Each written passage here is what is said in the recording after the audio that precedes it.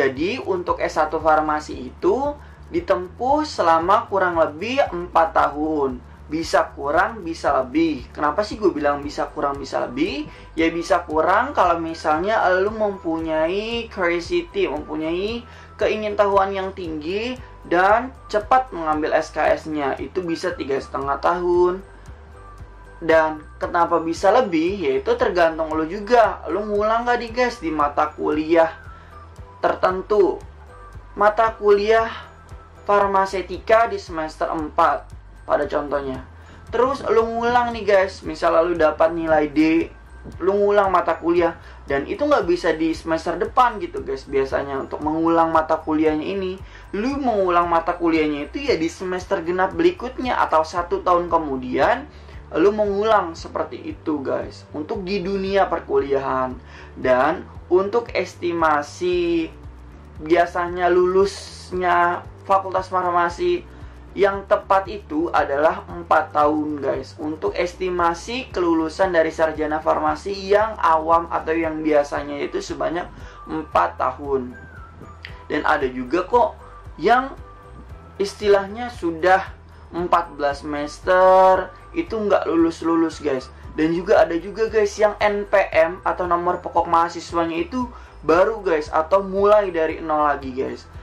Kenapa? Karena untuk kebijakan dari Kementerian Pendidikan dan Kebudayaan itu, kalau gua nggak salah ya guys ya, mohon maaf kalau gua salah, itu sampai cuma 14 atau 16 semester doang guys. Untuk fakultas farmasi ini, susah nggak sih untuk fakultas farmasi itu? Kalau gue boleh jujur dan kalau gue boleh dengan kesungguhan hati gue, untuk fakultas farmasi itu adalah fakultas yang lumayan cukup sulit dan susah guys. Kenapa gue bilang seperti itu? Karena basicnya adalah farmasi. Farmasi adalah ilmu yang pelajari tentang obat tradisional, kosmetika, dan obat-obat herbal. Dimana ketika lu mempelajari suatu pengobatan tertentu, otomatis lu harus tahu nih guys, indikasinya seperti apa, diagnosanya seperti apa, dan lu harus tahu fungsi obatnya. Dan juga untuk farmasi itu kita tidak hanya mempelajari tentang obat-obatan saja guys, tapi kita mempelajari tentang farmakologinya seperti apa, farmakokinetikanya seperti apa, dan juga kita mempelajari herbal. Herbal itu bisa obat herbal terstandar, obat tradisional, sama obat fitofarmaka guys. Ketiga aspek ini dalam dunia herbal atau obat tradisional itu kita juga mempelajari tentang tanam-tanaman guys. Misalnya tanaman Kaempferia galanga, itu nama lainnya apa sih, fungsinya itu apa. Terus Zingiberries rhizoma, itu nama lainnya apa sih, jahe, terus fungsinya itu apa sih, dan untuk dalam pengobatan itu seperti apa sih guys. Dan juga biasanya dalam herbal ini kita juga mempelajari tentang farmakognosinya itu seperti apa. Kayak misalnya Simplicia ini seperti apa untuk dijadikan pengobatan tradisional, seperti itu. Dan juga kita mempelajari tentang biologi juga, dan juga kimia medisinal, atau kimia tentang permedisan, atau kimia tentang perobat-obatan. Misalnya struktur paracetamol itu seperti apa sih, struktur dari ibuprofen itu seperti apa sih, dan lain sebagainya. Farmasi itu kita tidak cuma mempelajari tentang obat-obatan doang, kita mempelajari secara mendalam keseluruhan dari mata kuliah yang dipelajari. Dan juga ada beberapa mata kuliah peminatan, di mana mata kuliah peminatan ini ada berbagai macam guys. Pada contohnya adalah ada farmasi kelautan, ada radiofarmasi, sama ada farmasi kosmetika. Nah, di sini kita mempelajari tentang secara mendalam. Misalnya farmasi kelautan itu apa aja sih guys? Misalnya dari terumbu karang itu fungsinya untuk pengobatan apa sih? Ya, ada pilihan kosmetika, di mana kita mempelajari tentang pembuatan kosmetika itu seperti apa, dan juga niacinamide itu seperti apa, bahan-bahannya, alpha-arbutin seperti apa, dan lain sebagainya. Kita mempelajari tentang itu juga guys untuk fakultas farmasi. Jadi yang perlu digarisbawahi adalah fakultas farmasi itu bukan hanya sebatas tentang obat-obatan doang yang berada di apotik ataupun rumah sakit, bukan guys.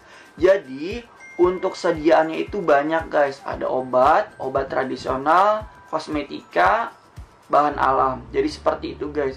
Dan itu yang megang adalah farmasi atau farmasis atau apoteker guys. Kita yang membuatnya. Dan untuk peminatan di bidang kefarmasian itu dibagi menjadi dua, yaitu di bidang pelayanan dan di bidang industri. Dimana di pelayanan kita biasanya ditempatkan sebagai swamedikasi atau informasi secara medis yang diberikan untuk pasien, yaitu biasanya ditempatkan di apotik, rumah sakit, di klinik, farmasi industri, biasanya obat seperti Kalbe, Sanbe, seperti sediaan sirup, suppositoria, emulsi, dan lain sebagainya. Jadi untuk fakultas farmasi itu ya mencakup hal yang sangat lebar gitu guys. Tidak hanya di satu obat, tapi di berbagai industri, di berbagai aspek seperti itu. Jadi seperti itu guys untuk fakultas farmasi secara basic atau secara dasar guys. Jadi kalian juga harus tahu nih guys, ketika memilih fakultas farmasi, lu mau D3 farmasi, S1 farmasi, atau mau lanjut ke profesi apoteker, itu juga lu harus bisa tahu apa sih yang dipelajari di D3 farmasi, apa sih yang dipelajari di S1 farmasi, apa sih yang dipelajari di profesi apoteker, dan juga jenjang karirnya untuk lu di masa depan itu seperti apa sih. Lu juga harus tahu tentang hal dasar, hal basic di perkuliahan di kefarmasian. Dan juga untuk di fakultas farmasi itu nggak cuma teori, apalagi S1 farmasi. Biasanya kan kalau untuk S1 farmasi itu adalah 90% itu teori, 10% itu praktikum. Tapi untuk di farmasi itu ya balance guys. Misalnya lu ada teori farmasetika, otomatis lu ada praktikum farmasetika. Dan juga misalnya lu ada teori botani farmasi, dan juga lu ada praktikum botani farmasinya itu. Seperti itu guys. Jadi untuk fakultas farmasi itu mempunyai aspek yang sangat luas guys. Jadi ketika lu mempertimbangkan untuk fakultas farmasi dan lu mau nih guys untuk sungguh-sungguh dalam menjalankan fakultas farmasi yang kurang lebih, kalau misalnya lu S1 plus profesi apoteker itu ya 5 tahun, lu bisa sungguh-sungguh nih guys. Dan yang perlu digarisbawahi, untuk lu melanjutkan ke fakultas farmasi itu mempunyai biaya yang cukup mahal guys. Maka dari ini saran gua adalah pertimbangkan dengan matang ketika memang lu ingin banget untuk melanjutkan ke fakultas farmasi dengan jiwa dan semangat yang tinggi guys untuk melanjutkan ke program farmasi. Seperti itu guys. Oke. Jadi cukup sekian untuk video kali ini. Untuk sharing kali ini, gua harap video ini dapat mengedukasi kepada teman-teman yang ingin melanjutkan ke program farmasi dan ke program profesi apoteker. Oke, cukup sekian dan terima kasih. Wassalamualaikum warahmatullahi wabarakatuh. Bye-bye.